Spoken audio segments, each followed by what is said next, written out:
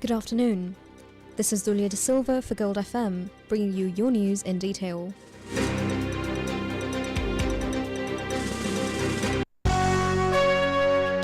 news headlines on Gold FM.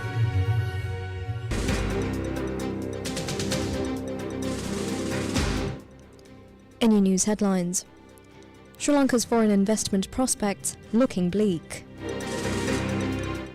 LP gas shortage puts pressure on consumers, but Litro says don't panic.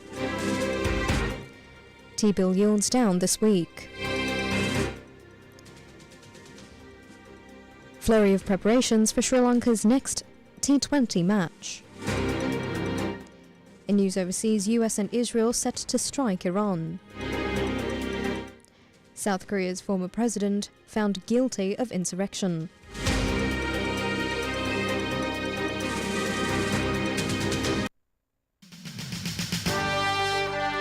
The top story on Gold FM.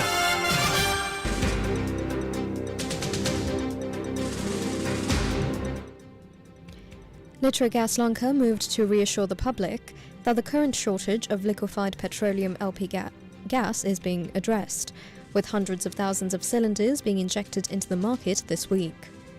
The company attributed the temporary supply constraint to an unexpected surge in demand and a two-day technical interruption in supply that occurred on the 14th of February.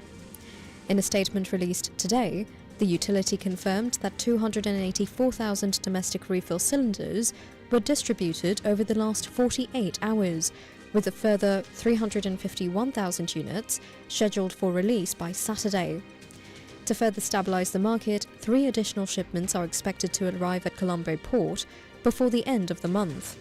As such, Litro assured that there is no need for panic buying.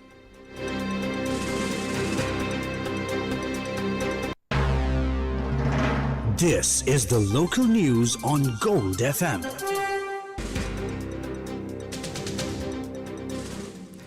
Police are seeking 3 additional suspects linked to the fatal shooting of a lawyer and his wife in Akuregoda. The Kadula magistrate remanded 2 brothers until the 4th of next month for allegedly aiding and abetting the killings. The brothers provided a secret statement lasting over an hour to the magistrate before being transferred to prison. A suspect identified as Polga Sovetadila, currently held under a 72-hour detention order, confessed to receiving firearms in Kotikavatta from associates of the absconding Modera Nipuna. He reportedly transported the weapons to Akuregoda in a rented car with the 2 remanded brothers, handing them over to the gunman at 3:30 p.m. on the day of the crime.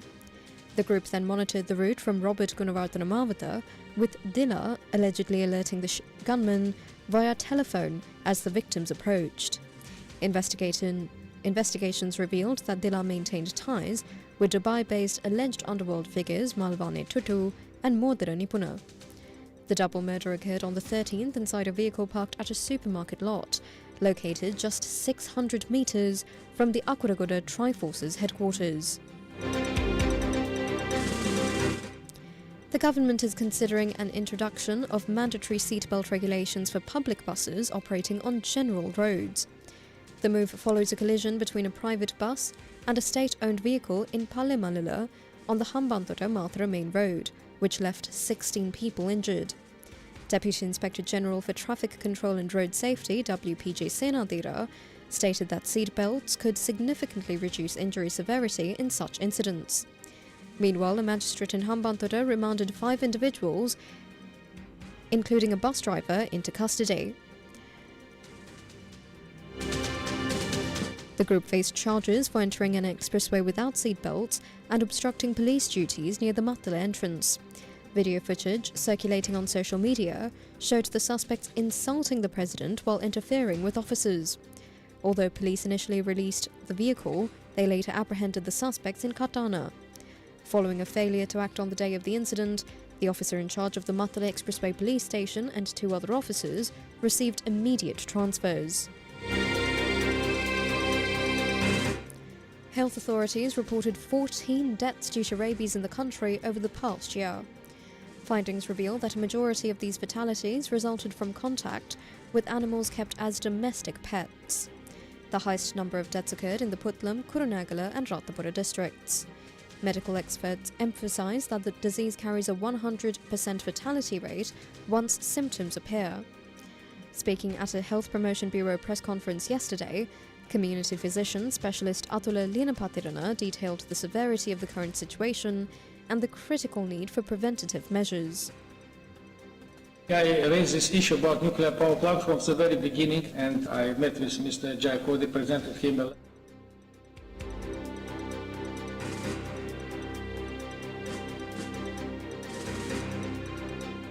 The government announced a decision to purchase maize from local farmers at a fixed rate of 135 rupees per kilogram. The move follows persistent complaints from the farming community regarding the lack of a fair market price for their produce. Data from the Department of Agriculture indicates that cultivating 1 acre of maize costs approximately 195,000 rupees, resulting in a production cost of 117 rupees per kilogram. Dr. Buddhika Singha for maize at the Department of Agriculture confirmed the new 135 rupee pricing during a press conference in Colombo today. Russians are ready to invest, but where and what to invest in is a problem. Further, there are issues as far as Sri Lanka's investment climate is concerned. That's according to Russian ambassador to Sri Lanka, Levan Jagarian, as he addressed a media briefing at the embassy yesterday. Multiple issues were highlighted during the briefing, including the latest on Russia's proposal to construct a nuclear power plant in Sri Lanka.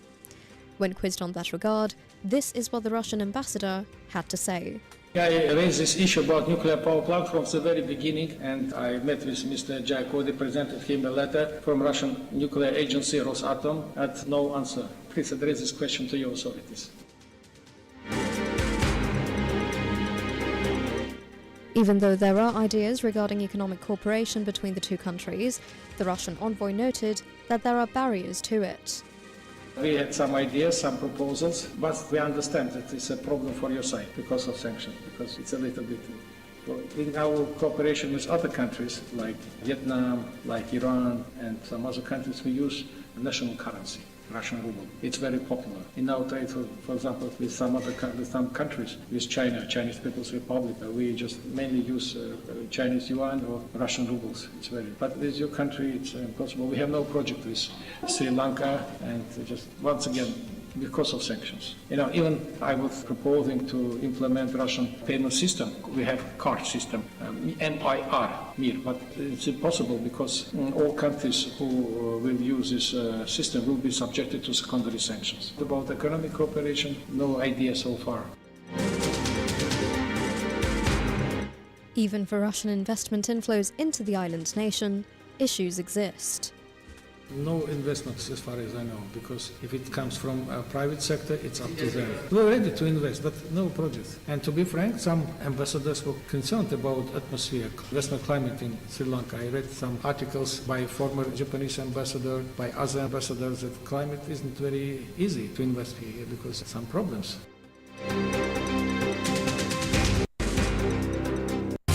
Now for some news in brief.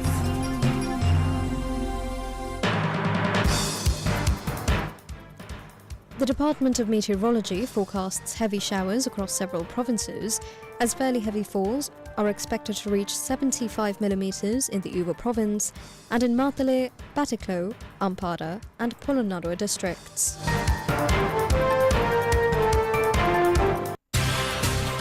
The business news on Gold FM.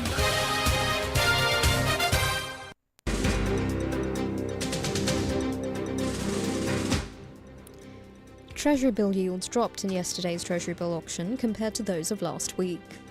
60 billion was on offer, with the same amount being sold after bids to the tune of 172.3 billion were received. All three categories were oversubscribed. 10 billion rupees were on offer for the 91-day maturities, with the same amount being accepted at 7.99%, down from last week's 8.07%. Bids were received for 97 billion. The 364-day maturity yield was also down from the previous auction at 8.27% in comparison to last week's 8.31%, with 15 billion offered and the same amount being accepted. Bids were received for $45.1 billion. Sri Lanka's total vehicle registrations climbed to a record 55,365 units in January, driven by a surge in two-wheelers and secondary market activity. Data from JP Securities shows that motorcycles and scooters accounted for 64% of the market, while electric two-wheelers also gained significant traction. Notable increases in truck and tipper volumes suggest the construction sector is moving beyond survival and towards gradual expansion. Despite vehicle imports peaking at $311 million in December, the country maintained a current account surplus, supported by strong remittances. Sri Lanka plans to host the Expo 2026 International Trade Exhibition from the 18th to the 21st of June at the Bandaranaike Memorial International Conference Hall in Colombo. 3 major ministries, Industries and Entrepreneurship, Trade, Commerce and Food Security, and Foreign Affairs, Foreign Employment and Tourism will collaborate to organise the event. The government aims to attract over 1,500 international buyers and investors to the 4-day showcase as part of a strategic push to diversify exports. The initiative targets a 10% growth in national exports by expanding market access for local manufacturers and service providers.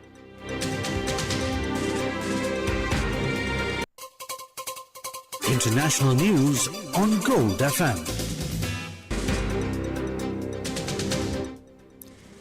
A Seoul court convicted former President Yoon Suk-yeol of leading an insurrection today, following his attempt to impose military rule in late 2024. The presiding judge ruled that Yoon acted as the ringleader of a riot designed to subvert the constitutional order by deploying troops to the National Assembly. The court found that Yoon specifically ordered the capture of political rivals, including current President Lee Jae-myung, to paralyze government functions.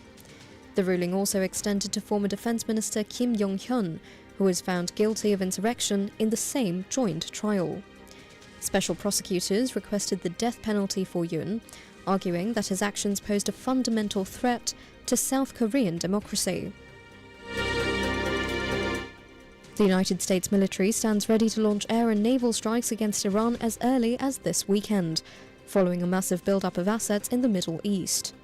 President Donald Trump has yet to give the final authorization for the operation, as he weighs arguments for and against military intervention. The build-up includes the world's largest aircraft carrier, the USS Gerald Ford, which is expected to arrive in the region by Saturday. Pentagon officials have begun moving non-essential personnel out of the area in anticipation of potential Iranian reprisals. The military preparations follow inconclusive indirect negotiations in Geneva, where US and Iranian officials failed to reach a clear resolution on Tehran's nuclear program. While Iran negotiators claimed agreements on a set of guiding principles, the White House maintains that significant details remain unresolved. In the meantime, Israel also stands ready to attack. Entertainment news on Gold FM.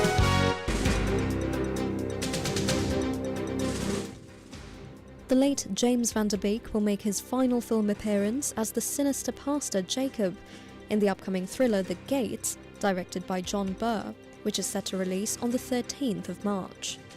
The film follows 3 friends who witness a murder in a gated community and become targets of Van Der Beek's character and the neighbourhood's suspicious residents, with Mason Gooding, Augie Smith, Keith Powers and Brad Leland also starring. In the trailer, Van Der Beek's Jacob threatens the trio, declaring his mission to lead the community and warning of the deadly consequences of anyone who opposes him.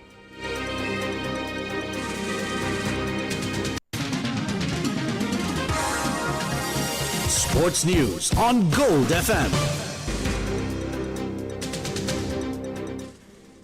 Dushmantha Chamira will be resting for today's T20 World Cup fixture against Zimbabwe. Sports sources confirmed that Pramod Madushan will take his place in the starting lineup. Additionally, Dilshan Madushankar, who joined the squad as a replacement for Matisha Patirana, also features in the side for today's encounter. Sri Lanka Cricket confirmed that all tickets for the match at the R. Premadasa International Cricket Stadium in Colombo are completely sold out. Gates opened at 12 p.m. today to accommodate spectators ahead of the 3 p.m. start time. Meanwhile, police authorities are implementing a special traffic plan and heightened security measures around the stadium and the Maligawata area for the duration of the event. Detailed information regarding road closures and alternative routes is available on the official Hiru News website.